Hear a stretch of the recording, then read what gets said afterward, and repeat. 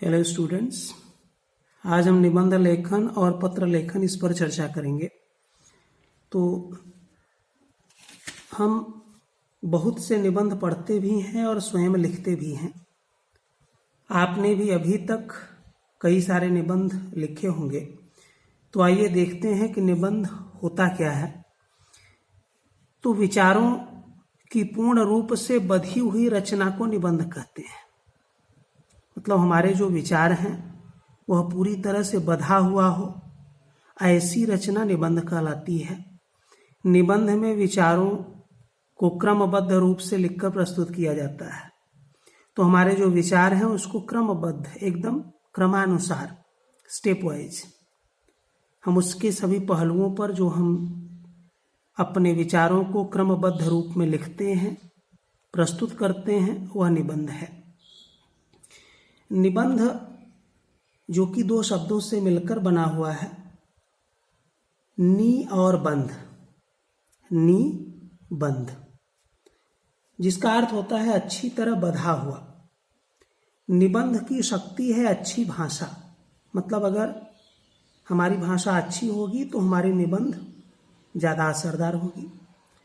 भाषा के अच्छे प्रयोग के द्वारा ही भावों, विचारों और अनुभवों को प्रभावशाली ढंग से व्यक्त किया जा सकता है। तो अगर आपकी भाषा जो कि अच्छी होगी तो आपके भाव, विचार, आपके अनुभव वे प्रभावशाली ढंग से पाठक के सामने, पाठक पढ़ने वालों के सामने वह अच्छी तरह प्रकट हो पाएगा, व्यक्त हो पाएगा। तो अब निबंध के प्रकार भी होते हैं। वैसे तो और भी कई प्रकार होते हैं, पर यहाँ पर मुख्य रूप से हम 4 प्रकारों की चर्चा करेंगे, जिसमें पहला है आपका वर्णनात्मक निबंध। तो इस निबंध में किसी ऋतु, सीजन, त्योहार, वस्तु अथवा स्थान आदि का वर्णन होता है। तो नाम से ही पता चलता है वर्णनात्मक। तो इसमें ऋतु, त्योहार, वस्तु या फिर स्थान का वर्णन होगा। जैसे होली, दीपावली, क्रिसमस, ईद, या कोई यात्रा वर्णन हो, या किसी दृश्य का वर्णन आप करें, या किसी स्थान या फिर किसी खेल जैसे ओलंपिक वगैरह हुआ। तो इन सब पर जो वर्णन किया जाता है, जो निबंध लिखा जाता है, वह सब वर्णनात्मक निबंध होता है। इसके बाद आता है विवरणात्मक निबंध। इसमें विवरण दिया जाता है, तो उसके बारे में उसकी सारी जानकारी। तो किसी ऐतिहासिक, विवरणात्मक निबंध में कि किसी ऐतिहासिक जो हिस्टोरिकल है, सामाजिक, पौराणिक या आकस्मिक, अचानक जो घटनाएं घटती हैं, या फिर कोई यात्रा है, या फिर कोई उत्सव है, या फिर किसी व्यक्ति के विषय में उसका परिचय या उसका विवरण जो दिया जाता है, वह विवरणात्मक निबंध कहलाता है। अब जैसे मेला हुआ, रेल यात्रा हुआ, संस्मरण हुआ, विद्यालय का वार्षिकोत्सव जो एनुअल फंक्शन हुआ वो, तो उन सब का विवरण, पूरी जानकारी जब हम देते हैं निबंध के माध्यम से, तो वह जो है इस निबंध के अंतर्गत आएगा। तो इसके बाद आता है विचारात्मक। तो इसमें नाम से ही पता चलता है विचारों की प्रधानता है इसमें। तो इस निबंध में विचार या फिर चिंतन, जो हम चिंतन करते हैं, जो हमारी थिंकिंग है, जो हमारी सोच है, तो हमारे भावों और विचारों को इसमें प्रकट किया जाता है। तो इस तरह के निबंध लिखना थोड़ा मुश्किल होता है, क्योंकि इसमें जितना अधिक आप चिंतन करेंगे, जितना अधिक आपका अनुभव होगा और जैसी आपकी विचारधारा होगी, उस हिसाब से ये निबंध का विस्तार आप कर सकते हैं। तो जैसे अहिंसा परमो धर्मः, अहिंसा, नॉन वायलेंस, परमो धर्म मतलब सबसे बड़ा धर्म है, विधवा विवाह, राष्ट्रीय एकता और मित्रता हो गया, दूरदर्शन एवं शिक्षा हो गया, विज्ञान के लाभ हानि, ये सब हो गया। तो ये सारे विषय जिस पर आप अपने विचार प्रकट करते हैं और निबंध लिखते हैं, वह विचारात्मक में आता है। फिर भावनात्मक निबंध, इसमें भावना एवं कल्पना की प्रधानता होती है। आपकी जो भावनाएं हैं, आप कल्पना कहाँ से कितना कर सकते हैं। तो जैसे चांदनी रात हुई, मेरे सपनों का भारत हुआ, मेरी अभिलाषा, मेरी इच्छा, या किसी सैनिक की आत्मकथा, या परोपकार दूसरों की भलाई को लेकर, या सदाचार अच्छे आचरण को लेकर, तो ये सारे निबंध भावनात्मक निबंध के अंतर्गत आते हैं। तो इस तरह से निबंध के ये सब प्रकार हैं। और इसके बाद आता है निबंध के अंग, कि जब हम निबंध लिखते हैं तो उसमें हमें अपने निबंध को कई भागों में बांटना पड़ता है, क्योंकि हमको क्रमानुसार लिखना है। सबसे पहले उसमें शीर्षक लिखना है, टॉपिक, फिर भूमिका या प्रस्तावना, उसका परिचय देना है। फिर उसके बाद जो भी विषय पर हम निबंध लिख रहे हैं उसके बारे में, उसके सभी पहलुओं पर हम यहाँ पर उसका विस्तार करेंगे। और फिर अंत में आता है उपसंहार, कंक्लूजन। तो इस तरह से निबंध की ये 4 अंग हैं जिसके आधार पर हमको निबंध लिखना है। अब जैसे पहला शीर्षक है, तो शीर्षक आपका छोटा एवं आकर्षक होना चाहिए। मतलब शीर्षक जो है वाक्य में नहीं होना चाहिए, एक हेडिंग जैसा होना चाहिए। कि अगर आप मान लीजिए कि खेल पर आधारित कोई प्रश्न आया कि खेल का आपके जीवन में क्या महत्व है, उसके क्या फायदे होते हैं, छात्रों के पाठ्यक्रम सिलेबस में खेल को रखना चाहिए, जोड़ना चाहिए या नहीं, इस पर अपने विचार लिखो, ऐसा कुछ करके तो उस पर एक टॉपिक आप बनाएंगे। जैसे खेल का महत्व हुआ, खेल के लाभ हुए। तो इस तरह से छोटा एवं आकर्षक, आकर्षक इसलिए कि ताकि जो आपका शीर्षक है उसको पढ़ने मात्र से ही यह जो निबंध है उसको पढ़ने की जिज्ञासा लोगों के अंदर जागृत हो। तो इस तरह से जो आपका टॉपिक होगा, जो शीर्षक होगा, वह भी बहुत हद तक मायने रखता है आपके निबंध के लिए। तो इस तरह से वह शीर्षक आपका आकर्षक होना चाहिए, छोटा होना चाहिए, और ऐसा होना चाहिए कि शीर्षक मात्र से ही पता चले, आभास हो जाए कि निबंध में लिखा क्या गया है, किसके बारे में निबंध है। फिर भूमिका, जो परिचय प्रस्तावना है, यह जो कि केवल एक अनुच्छेद पैराग्राफ में रहेगा, और इसमें विषय का परिचय, जिस पर आप निबंध लिख रहे हैं उसका केवल आप इंट्रोडक्शन इसमें देंगे, उसका परिचय देंगे। और एक अनुच्छेद एक पैराग्राफ में जो कि 5-7 लाइन में रहेगा। फिर वह आपकी जो भूमिका है, जो प्रस्तावना, प्रभावी होना चाहिए, प्रभावकारी होना चाहिए। मात्र एक पैराग्राफ पढ़ने मात्र से ही जो रीडर है, जो पढ़ने वाला है, उसकी जिज्ञासा होनी चाहिए कि वह आगे भी निबंध पढ़े। तो आगे पढ़ने के लिए यह आपकी भूमिका मोटिवेट करे उसको, पाठक को प्रेरित करने वाला, वही मोटिवेट करने वाला पाठक, रीडर जो पढ़ता है। फिर इसके बाद आता है विषय विस्तार। तो विषय विस्तार, जिस भी विषय पर आप निबंध लिख रहे हैं उसके बारे में सारी जानकारी आपको देनी है। उसका परिचय, उसका शाब्दिक अर्थ भी दे सकते हैं, और उसके लाभ ही उसके लाभ, उसके हानि, या फिर वर्तमान समय में उसकी स्थिति,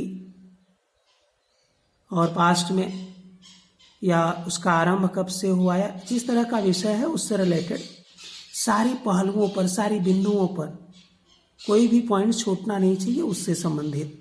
और यह 3 से 4 पैराग्राफ में, अनुच्छेद में होना चाहिए। विषय के विभिन्न पहलुओं पर अपने विचार, और जो जिस पर आप निबंध लिखेंगे उसके हर एक पहलू, मतलब हर एक साइड पर, हर एक पॉइंट्स पर, हर एक बिंदु पर आपको अपने विचार लिखने हैं। अब अपने विचार मतलब ऐसा नहीं कि कोई भी निबंध है उसको आप लर्न करके जाएंगे, रट के जाएंगे, तो ऐसा निबंध नहीं होता। निबंध में आपको हाँ जानकारी हासिल करनी है, जैसे आपको जनसंख्या पर निबंध लिखना है तो उससे संबंधित आपको जानकारी तो होनी चाहिए कि विश्व की जनसंख्या कितनी है, देश की जनसंख्या कितनी है, हर रोज कितनी बढ़ रही है, साल में कितना बढ़ रहा है, जनसंख्या से होने वाली परेशानी क्या है, उसके कारण क्या है, वो सब जानकारी आपको होनी चाहिए। पर उसको लिखेंगे अपने विचारों में, अपने शब्दों में। तो इस तरह से 3 से 4 पैराग्राफ में, अनुच्छेद में आपको लिखना है और सारे पहलुओं पर, सारे बिंदुओं पर आपको अब चर्चा करनी है। फिर इसके बाद रहेगा उपसंहार, कंक्लूजन। यह जो कि 1 पैराग्राफ में रहेगा, 1 अनुच्छेद में रहेगा। यह निबंध का अंतिम भाग है, निबंध के बिल्कुल लास्ट में लिखा जाता है और निबंध का सार होता है।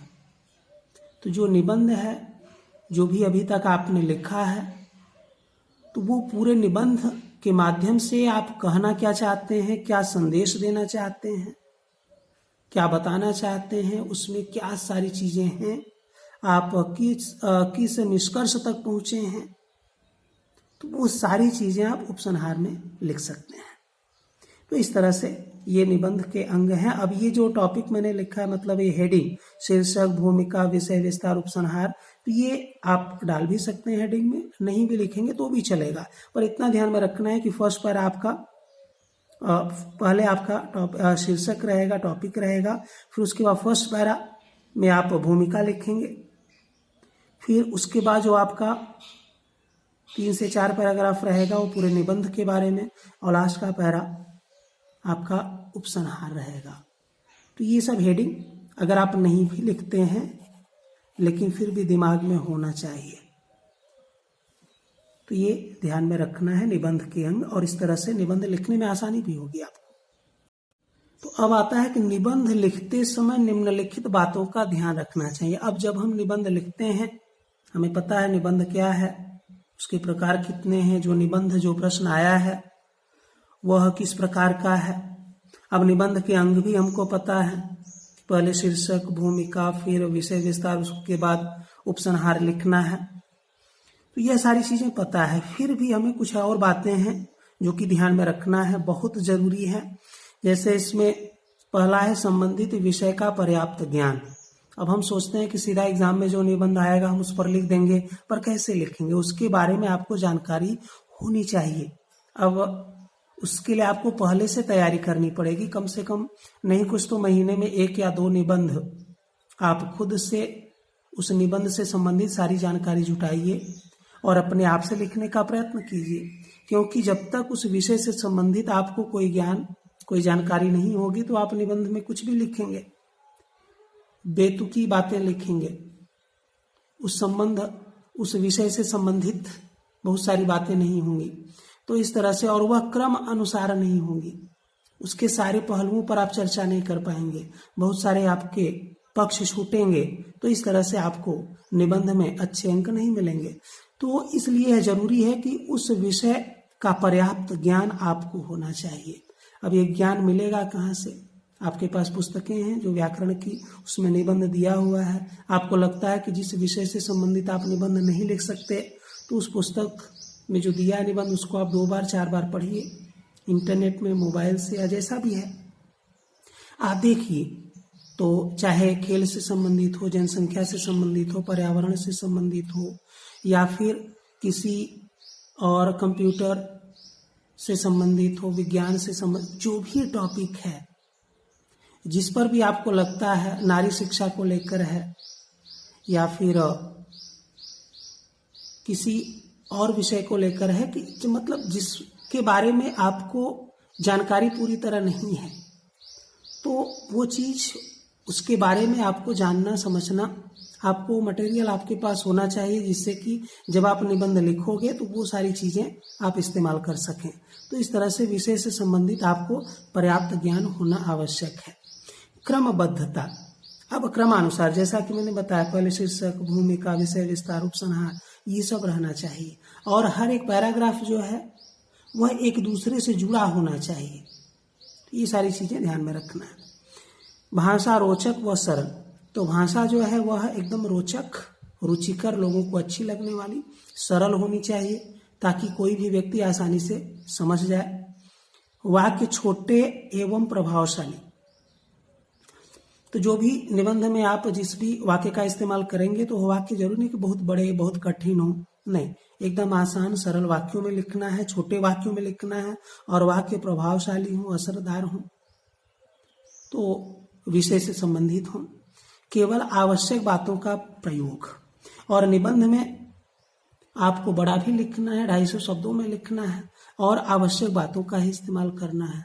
तो सब मिलाकर यह कि अगर आप उस विषय से संबंधित ढेर सारी जानकारी आप रखते हैं तो बड़ी आसानी से आप केवल उन्हीं बातों का इस्तेमाल करेंगे जो उस निबंध के विषय से जुड़े हुए हैं। तो व्यर्थ की बेतुकी बातों का इस्तेमाल नहीं करना है।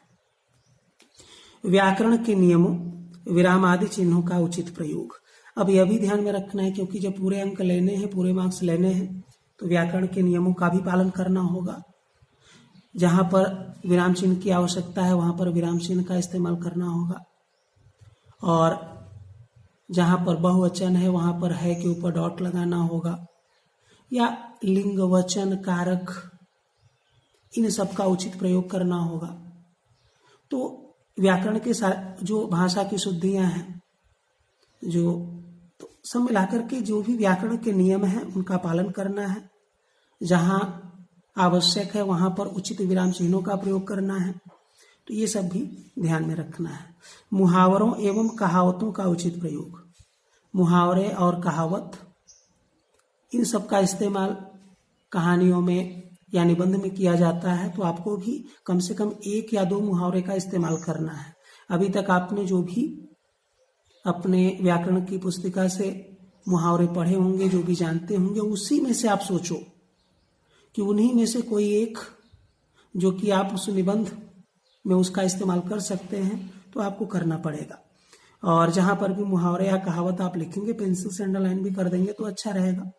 तो कम से कम एग्जामिनर चेक करते समय उसका ध्यान वहां पर पहुंचेगा। तो मुहावरों एवं कहावतों का उचित प्रयोग करना है। किसी उक्ति या अथवा कविता की पंक्तियों का उल्लेख करना है। अब जैसे समय के ऊपर है तो कबीर का आपने दोहा लिख दिया, काल करे सो आज कर। मित्रता के ऊपर है तो रहीम का लिख दिया, कही रहीम संपत्ति सगे बनत बहुत बहुरीति। तो कहने का मतलब ये सारी चीजें आपको लिखना है। तो अब आलस्य के ऊपर है तो आपने तुलसीदास का लिख लिया कि आलस मन को एक अधारा, दैव दैव आलसी पुकारा। तो ऐसा कुछ करके तो आपको कोई कविता, कोई उक्ति, मतलब आपको वहां पर पूरे निबंध में कहीं न कहीं आप स्टार्टिंग में भी लिख सकते हैं, बीच में भी लिख सकते हैं, लास्ट में भी लिख सकते हैं, सब मिलाकर उसका इस्तेमाल करेंगे तो इससे आपका निबंध और ज्यादा आकर्षक होगा। विषय से संबंधित सभी पहलुओं पर अपने विचार। तो जो भी निबंध जिस पर आप लिख रहे हैं उससे संबंधित सभी बिंदुओं पर आपको अपने विचार प्रकट करने हैं। मतलब कोई भी बिंदु, कोई भी पॉइंट छूटना नहीं चाहिए। सब कुछ उस विषय से संबंधित आपको लिखना पड़ेगा। भाषा की शुद्धता एवं लेख की स्वच्छता। तो भाषा आपकी शुद्ध होनी चाहिए। स्पेलिंग मिस्टेक बहुत होता है, तो उसके लिए आपको 5 टाइम्स 10 टाइम्स जो भी आपको लगता है, आपको खुद लगेगा कि ये जो शब्द है यह कठिन है, यह हम नहीं लिख पाएंगे। अब जैसे यहाँ पर इतना सारी चीजें लिखी हुई है, अब इसमें आपको डाउट यहाँ हो सकता है ल में बड़ी मात्रा हो, तो आपको अगर ऐसा लगता है कि पहलू ये शब्द नहीं लिख पाएंगे तो उसको आप 5 टाइम्स ध्यान से लिखो। उल्लेख नहीं लिख पाएंगे तो उसको आप 5-10 टाइम्स लिखो। तो आप खुद अपने आप को जांचो, अपने आप को समझो, अपनी गलती खुद पकड़ने का प्रयास करो, तो ज्यादा फायदा आपको होगा। तो इस तरह से भाषा की जो शुद्धता है वह आवश्यक है।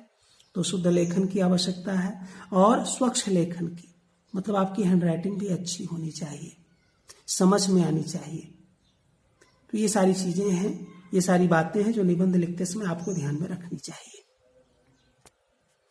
अब जैसे उदाहरण के रूप में एक प्रश्न देखते हैं कि योग के माध्यम से हम शरीर तथा मन दोनों को स्वस्थ कर सकते हैं। जीवन में योग की अनिवार्यता तथा उससे मिलने वाले लाभों का वर्णन करते हुए अपने विचार लिखिए। अब इसमें सबसे पहले आ जाएगा शीर्षक, उसमें लिख सकते हैं योग का महत्व, या योग के लाभ। अब यहाँ पर जैसे लाभों का वर्णन करते हुए दिया है प्रश्न में, तो यहाँ पर योग के लाभ भी लिख सकते हैं, योग की अनिवार्यता भी लिख सकते हैं। ठीक है, तो इस तरह से आप एक शीर्षक बना लेंगे। उसके बाद फिर भूमिका में जो आएगा वह आप उसके बारे में परिचय आपको देना है। जैसे पहला सुख निरोगी काया, निरोगी रोग मुक्त काया शरीर। तो जीवन का पहला सुख, पहला आनंद आपका अपना शरीर है। अगर वह स्वस्थ है, चुस्त है, तो उससे बड़ा दूसरा कोई सुख नहीं। और अगर आप अस्वस्थ हैं तो संसार के सारे सुख बेकार हैं। तो कर्मशील रहते हुए 100 वर्ष जीने की अभिलाषा, तो यह इंसान को रखनी चाहिए। और हर इंसान चाहता भी है कि वह 100 साल तक जीवित रहे। और कर्मशील रहते हुए, अपना कर्म करते हुए, अपने जीवन पथ पर आगे बढ़ते हुए, उन्नति के पथ पर आगे बढ़ते हुए, तो वह 100 साल जीने की अभिलाषा रखता है। और कर्मशील रहने के लिए स्वस्थ होना आवश्यक है। अगर आप स्वस्थ हैं तो ही आप अपने कर्म के पथ पर बढ़ सकते हैं, उन्नति के पथ पर बढ़ सकते हैं। और स्वस्थ रहने के लिए योग का अभ्यास सर्वश्रेष्ठ साधन। तो अगर आप स्वस्थ रहना चाहते हैं, क्योंकि कर्मशील रहने के लिए स्वस्थ होना पड़ेगा, और स्वस्थ रहना चाहते हैं तो उसके लिए आपको योग का अभ्यास करना पड़ेगा। वही सबसे श्रेष्ठ, सबसे अच्छा साधन है। क्योंकि अगर आप योग करेंगे तो आप स्वस्थ रहेंगे। तो ये सारी चीजें, ये सारे पॉइंट्स पर आप कम से कम 8-10 लाइन के अंदर आप फर्स्ट पैरा में, 5-6 लाइन भी चलेगा, 8-10 लाइन भी चलेगा, तो सब मिलाकर के एक पैराग्राफ में ये इतना लिखना है आपको। फिर उसके बाद लिखेंगे विषय विस्तार। अब इसमें योग के बारे में जो कुछ भी, योगासन के बारे में जो कुछ भी जानकारी आपको है, सब कुछ, अपना ज्ञान, अपना अनुभव, सब कुछ यहाँ पर इस विषय विस्तार में आपको प्रस्तुत करना है। तो योगासन से शारीरिक, मानसिक एवं आध्यात्मिक विकास। क्योंकि जिम वगैरह जाते हैं तो उसमें केवल आपका जो फिजिकल, जो शारीरिक विकास है वही हो पाता है। इसमें मानसिक, मन से संबंधित, आध्यात्मिक, आध्यात्म से संबंधित, परमात्मा से संबंधित, इन सब का विकास होता है। तो इस तरह योगासन के ये सारे फायदे हैं कि यह आपके शरीर, आपके मन को, आपकी आत्मा तक को यह शुद्ध कर देता है। प्राणायाम के फायदे।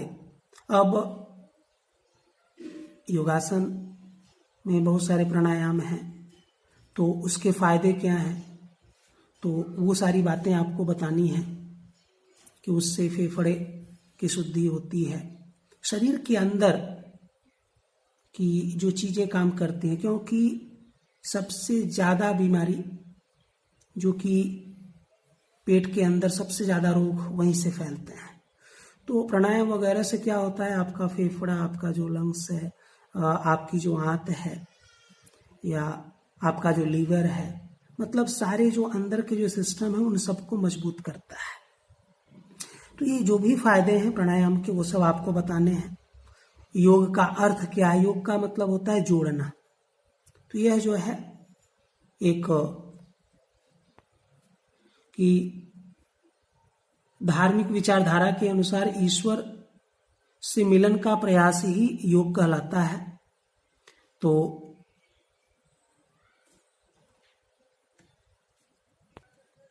और इस योग शास्त्र, एक योग शास्त्र जो कि ग्रंथ एक पूर्व ज्ञानी पुरुष महर्षि पतंजलि द्वारा उसकी रचना की गई थी योग शास्त्र की, और वो सारी बातें भी आपको बताना है। उनका उद्देश्य यही था ताकि लोग योग के माध्यम से वे अपना शुद्धिकरण कर सकें।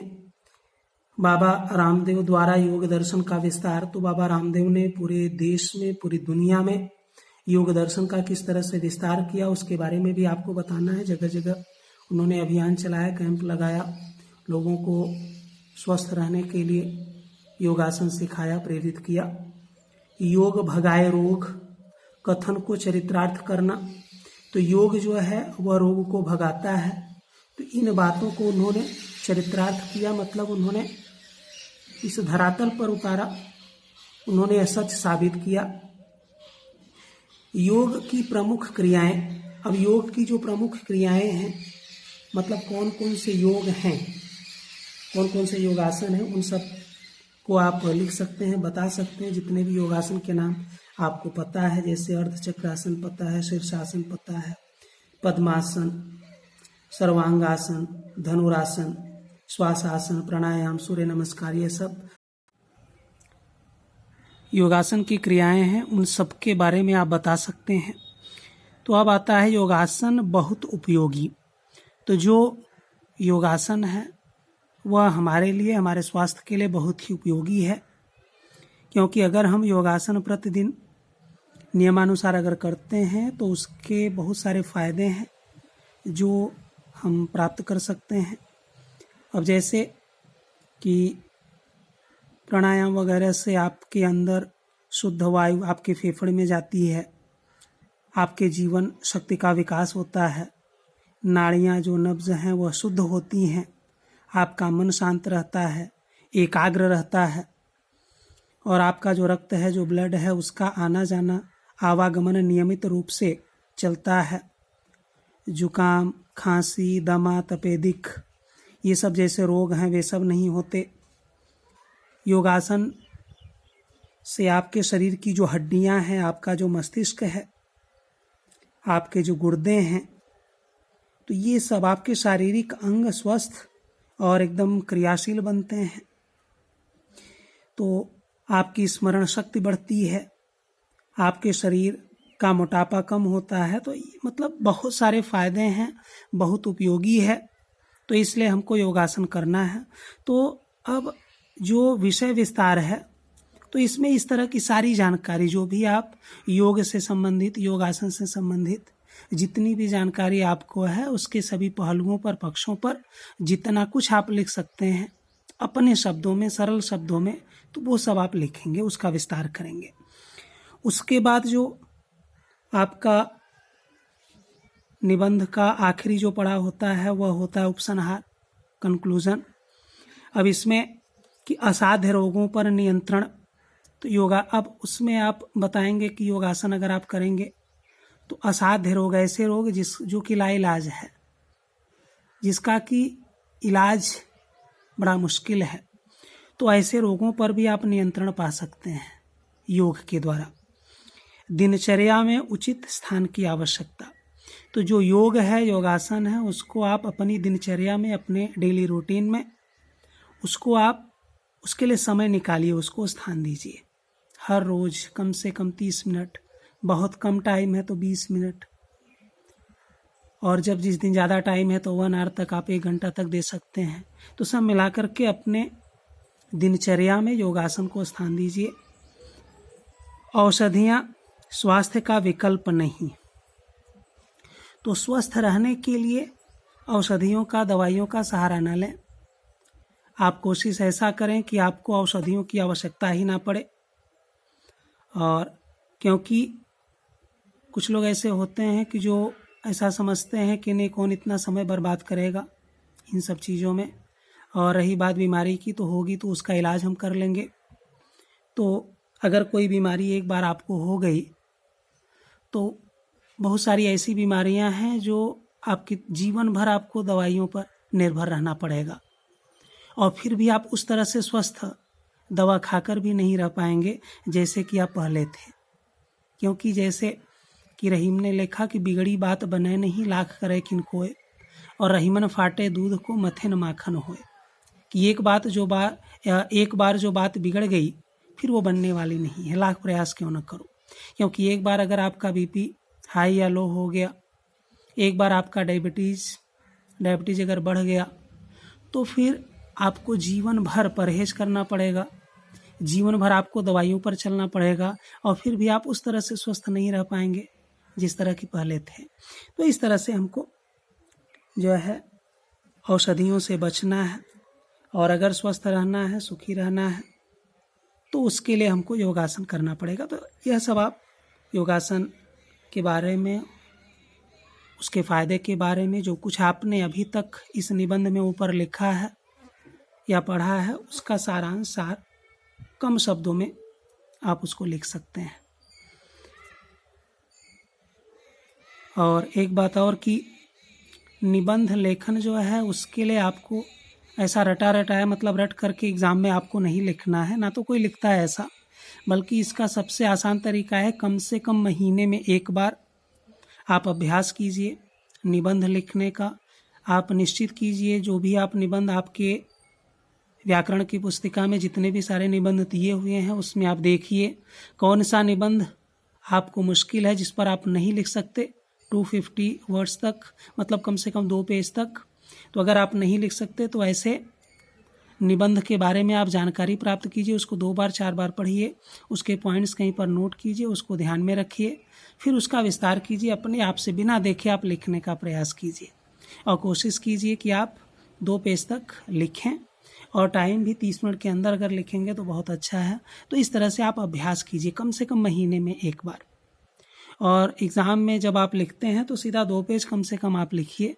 ऐसा नहीं कि आपने 2 पैराग्राफ लिखा तो आप लगे एक एक शब्द काउंट करने 250 हुआ कि नहीं, तो ऐसा नहीं करना है। इसमें टाइम आपको वेस्ट नहीं करना है, ये आपको मानना है, सोचना है। अगर आपके पास अच्छा खासा समय है तो आप 2 पेज तक निबंध लिखेंगे, समय थोड़ा कम है तो 1.5 पेज तक लिखिए। तो इस तरह से आपको निबंध लेखन का अभ्यास करना है। हेलो स्टूडेंट्स, अभी हम सीखेंगे पत्र लेखन। और पत्र लेखन जैसा कि पत्र 2 प्रकार का होता है। एक हम लिखते हैं औपचारिक पत्र, जो कार्यालय या किसी विभाग के कार्यालय, ऑफिस या फिर विद्यालय में लिखा, विद्यालय के प्रधानाचार्य, कक्षाध्यापक, इन सबको लिखा जाता है। और एक दूसरा होता है अनौपचारिक पत्र, जो अपने सगे संबंधी, रिलेटिव को लिखा जाता है। तो अभी हम देखेंगे औपचारिक पत्र। तो औपचारिक पत्र का नमूना जो फॉर्मेट है उसको पहले ध्यान देंगे, समझेंगे।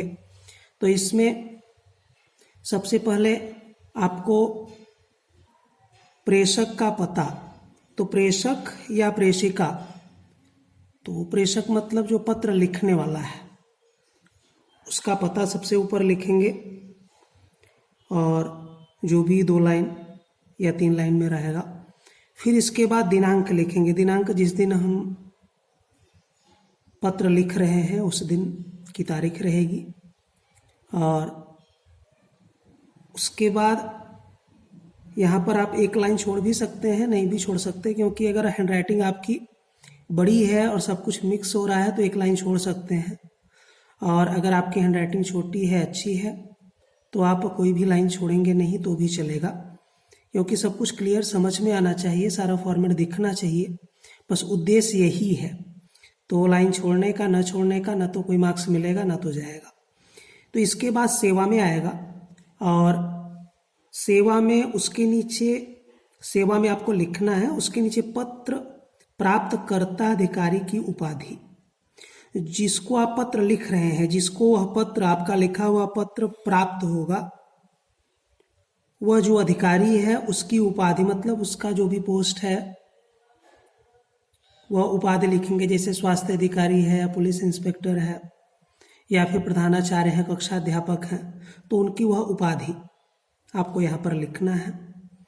तो फिर उसके नीचे उनका पता लिखना है, पूरा पता। अगर पिन कोड दिया है तो, हालांकि दिया तो नहीं रहता, तो आप जो भी एड्रेस पता है अपने हिसाब से लिखेंगे। फिर इसके बाद विषय आएगा, और विषय जिसलिए आप पत्र लिख रहे हैं, किस कारण से, किस वजह से, तो वह विषय आप लिखेंगे। और फिर इसके बाद संबोधन, संबोधन में महोदय या फिर माननीय महोदय, जो भी आप लिखें तो ये लिख सकते हैं। इसके बाद पत्र का मुख्य विषय, तो जो पूरा पत्र है, जिस वजह से आप पत्र लिख रहे हैं, वो सारी बातें, उसमें आपका परिचय भी रहेगा, आपकी वो बातें भी रहेगी जिसलिए आपने पत्र लिखा है। फिर उसके बाद अंत में आप जो भी निवेदन करना चाहें, रिक्वेस्ट करना चाहें, वो रहेगा। तो ये सारी चीज़ें आप 2 या 3 पैराग्राफ में, 2 या 3 अनुच्छेद में आप लिख सकते हैं। फिर उसके बाद जहाँ पर पत्र आपका समाप्त होता है उसके नीचे धन्यवाद रहेगा, और फिर उसके नीचे आएगा भवदीय। तो भवदीय का मतलब होता है आपका, तो भवदीय। फिर उसके नीचे प्रेषक या प्रेषिका का नाम, जो भी पत्र लिखने वाला है उसका नाम यहाँ पर रहेगा। उसका पता आपने पहले ही यहाँ पर लिखा है, डेट लिखा है, बस यहाँ पर केवल नाम आएगा उसका। तो इस तरह से यह नमूना है, यह फॉर्मेट है पत्र का, औपचारिक पत्र का। किसी भी तरह का औपचारिक पत्र है तो इस तरह के फॉर्मेट का इस्तेमाल आप कर। तो स्टूडेंट्स, सबसे पहले हम क्या करते हैं, एक उदाहरण देखते हैं। उदाहरण के तौर पर एक पत्र लेखन का, औपचारिक पत्र का।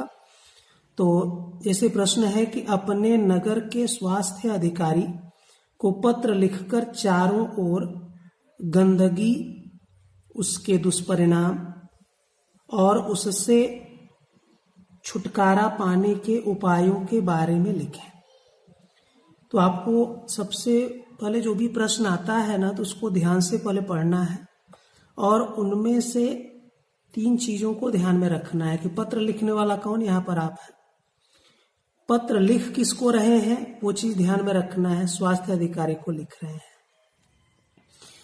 उसके बाद पत्र लिख क्यों रहे हैं, तो वहां पर आपको ध्यान में रखना ये गंदगी का जो दुष्परिणाम है, उससे छुटकारा पाना है, तो उन सब के बारे में आपको पत्र लिखना है। तो अब जैसा कि आपने फॉर्मेट देखा भी, तो सबसे पहले उसमें क्या था कि जो प्रेषक है, जो पत्र लिखने वाला है, उसका पता होगा। तो उसका पता जैसे मान लीजिए आपने लिख लिया कि A501 अर्जुन नगर, नेताजी मार्ग, दिल्ली। अब इसमें जो नंबर है वो आप इसमें भी लिख सकते हैं और हिंदी का जो अंक है उसमें भी आप लिख सकते हैं। और नेताजी मार्ग, दिल्ली। दिनांक, जो तारीख है, मार्च इसलिए लिखा क्योंकि बोर्ड एग्जाम अक्सर मार्च में ही तो रहता है, इसलिए आप वो ध्यान में रखकर करेंगे। तो दिनांक 5 मार्च 2020। तो अब इसमें ये जो एड्रेस है, इसकी जगह पर आप परीक्षा भवन विद्यालय का नाम भी लिख सकते हैं, या छात्रावास जो हॉस्टल है, फिर आप उस छात्रावास का एड्रेस भी डाल सकते हैं, या कोई एक काल्पनिक एड्रेस आपको याद रखना है और जब भी पत्र लिखना हो तो सीधा उसका इस्तेमाल करेंगे। फिर इसके बाद सेवा में आएगा, और सेवा में उसका उपाधि आपको लिखना है। जो पत्र पाने वाला है, जिसको आप पत्र लिख रहे हैं, उसकी जो उपाधि है, तो जैसे हमने यहाँ पर नगर के स्वास्थ्य अधिकारी को लिखना है, तो उसकी उपाधि क्या है, वह स्वास्थ्य अधिकारी है। तो यहाँ पर सेवा में के नीचे आएगा स्वास्थ्य अधिकारी। तो स्वास्थ्य अधिकारी, स्वास्थ्य विभाग, दिल्ली। अब उसके बाद, अब चूंकि दिल्ली इसलिए हमने लिखा क्योंकि इसके पहले जो प्रेषक का पता लिखा था तो दिल्ली का पता था, तो इसलिए जो स्वास्थ्य अधिकारी होगा वह भी दिल्ली से ही होगा, क्योंकि उसी को कंप्लेन करना है। अब दिल्ली में रहकर मुंबई के स्वास्थ्य अधिकारी को तो कंप्लेन करना नहीं, तो इसलिए उस आधार पर आप एड्रेस बना देंगे। फिर रहेगा विषय। तो विषय में आप लिखेंगे क्षेत्र में फैली गंदगी की समस्या हेतु पत्र। तो जो गंदगी की समस्या है उसके लिए आप पत्र लिख रहे हैं, तो वो चीज यहाँ पर आप लिखेंगे। अगर विषय आपका एक लाइन से अधिक हो रहा है तो दूसरी लाइन आप यहाँ से, ये जो क्षेत्र लिखा है ना, इसके नीचे यहाँ से स्टार्ट करेंगे। तो दूसरी लाइन आप यहाँ से स्टार्ट नहीं करेंगे बल्कि यहाँ से, अगर 2 लाइन में विषय हो रहा है तो, और एक ही लाइन में हो रहा है तो कोई दिक्कत नहीं। फिर इसके बाद महोदय या माननीय महोदय संबोधन जो है उस हिसाब से। फिर आपको क्या करना है कि 2 से 3 पैराग्राफ में आपको पूरा पत्र लिखना है। और सबसे पहले पत्र में जो भी आपका विषय है जो आप लिखेंगे पूरा, तो उसमें सबसे पहले थोड़ा सा अपना परिचय देंगे, फिर आप अपनी समस्या का कारण बताएंगे, फिर लास्ट पैरा में आप उनसे रिक्वेस्ट, विनती करेंगे। तो उस हिसाब से आपको लिखना है 3 स्टेप में। अब जैसे सबसे पहले आपने लिखा कि मैं अर्जुन नगर का निवासी हूँ, आप ऐसा भी लिख सकते हैं कि मैं, अगर आपने छात्रावास का एड्रेस डाला है तो आप लिख सकते हैं कि मैं इस छात्रावास में रहता हूँ, छात्र हूँ, ऐसा भी लिख सकते हैं। मैं आपका ध्यान अपने क्षेत्र में बढ़ती हुई गंदगी से उत्पन्न कुव्यवस्था की ओर, व्यवस्था का अपोजिट कुव्यवस्था की ओर दिलाना चाहता हूँ। यहाँ की सड़कों और गलियों में कूड़े व गंदगी के ढेर लगे हुए हैं।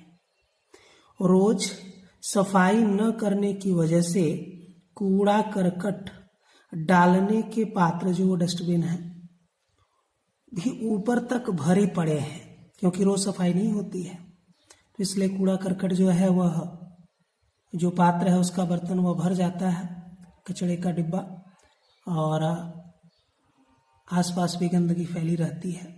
तो वे मक्खियों एवं मच्छरों के गढ़ बन चुके हैं, मतलब ढेर सारे मक्खी मच्छर वहाँ पर फैले रहते हैं, भिनभिनाते रहते हैं, जिसकी दुर्गंध के मारे रहना दूभर मुश्किल हो गया है। और यही स्थिति रही तो संक्रामक बीमारियों के फैलने का खतरा हो सकता है। तो संक्रमण से फैलने वाली जो बीमारी, संक्रामक बीमारी, तो जैसे मलेरिया है, टाइफाइड है या अन्य और बीमारियां जो मक्खी मच्छरों से फैलते हैं गंदगी की वजह से, तो इन सब के फैलने का खतरा हो सकता है। तो यहां से छूट गया था, फिर से देखते हैं कि जिसकी दुर्गंध के मारे रहना दूभर हो गया है और यही स्थिति रही तो संक्रामक बीमारियों के फैलने का खतरा हो सकता है, तो बीमारियां फैल सकती हैं। फिर जो सेकंड पैरा आपका है उसमें आप विनती करेंगे। अभी तक तो आपने अपना परिचय दिया फर्स्ट पैरा में और आपने बताया कि किस वजह से आपने पत्र लिखा है। तो सेकंड पैरा में आप उनसे विनती करेंगे। फर्स्ट पैरा में आप रिक्वेस्ट नहीं करेंगे साफ सफाई के लिए या समस्या से निजात पाने के लिए, तो सेकंड पैरा में ये करना है। और सेकंड पैरा कोई भी औपचारिक पत्र हो तो बिल्कुल इसी तरह से आप स्टार्ट करेंगे कि अतः आपसे विनम्र निवेदन है कि, ये आपको लिखना ही है जब आप विनती करेंगे, रिक्वेस्ट करेंगे। तो अतः आपसे विनम्र निवेदन है कि, अब इसको बदल भी सकते हैं, विनम्र निवेदन है कि, सविनय निवेदन है कि, या अतः आपसे प्रार्थना है कि, या इसलिए आपसे प्रार्थना करता हूं कि, तो ऐसा लिख सकते हैं आप। यहां से स्टार्ट कर सकते हैं कि जल्द से जल्द इस समस्या के समाधान हेतु, समाधान के लिए, कोई हल निकालने के लिए कोई सकारात्मक कदम उठाएं, सकारात्मक पॉजिटिव कोई स्टेप कदम उठाएं, जिससे क्षेत्र के निवासियों, सभी रहने वालों को इस समस्या से मुक्ति मिल सके। यदि आप ऐसा करते हैं तो हम सब आपके आभारी रहेंगे। तो अगर आप इस तरह का कोई सकारात्मक कदम उठाते हैं जिससे कि यह जो गंदगी है वह रेगुलर रोज हमेशा साफ हो सके, तो हम सभी लोग, सभी नगर के लोग, क्षेत्र के लोग आपके आभारी रहेंगे। कष्ट के लिए खेद है, तो हर औपचारिक पत्र में आप नीचे लिख सकते हैं कष्ट के लिए खेद है। खेद मतलब दुख, कि मैं आपको तकलीफ दे रहा हूं तो इसका मुझे दुख है। तो यह एक औपचारिकता है, फॉर्मेलिटी है इस तरह की। फिर धन्यवाद आप जरूर लिखेंगे। अब चूंकि क्यों लिख रहे हैं, क्योंकि धन्यवाद तो सीधा सामने अगर कोई व्यक्ति खड़ा है तो उसको हम बोल सकते हैं धन्यवाद। तो धन्यवाद मतलब यह धन्यवाद के साथ, तो ऐसा जब लिखते हैं तो धन्यवाद लिखेंगे। फिर भवदीय, और भवदीय मीन्स आपका, और भवदीय के नीचे अभिषेक शर्मा या जो भी नाम है। तो अगर अभिषेक की जगह अगर कोई छात्रा है, लड़की है, तो भवदीय की जगह भवदीया, यह में केवल आ की मात्रा लगा देंगे तो वह भवदीया हो जाएगा। तो फिर यहाँ पर लड़के की जगह लड़की का नाम आ जाएगा। तो इस तरह से यह पत्र आपको कंप्लीट करना है। और पत्र लिखने के बाद आपको लिफाफा भी बनाना पड़ता है। तो लिफाफा के लिए सबसे पहले इस तरह का आप बॉक्स बना लेंगे। बॉक्स आपका वर्ग में, स्क्वायर में नहीं होना चाहिए। और ये तो मैंने वीडियो में क्लियर है इसलिए मैंने पेन से लाइन ड्रॉ किया है, आप पेंसिल से भी कर सकते हैं। और पर लिखना जो है वह पेन से ही लिखना है। तो जो लिफाफा बनाएंगे सबसे पहले उसमें एक छोटा सा बॉक्स यहाँ पर आप राइट साइड में ऊपर बना लेंगे, उसमें लिखेंगे टिकट।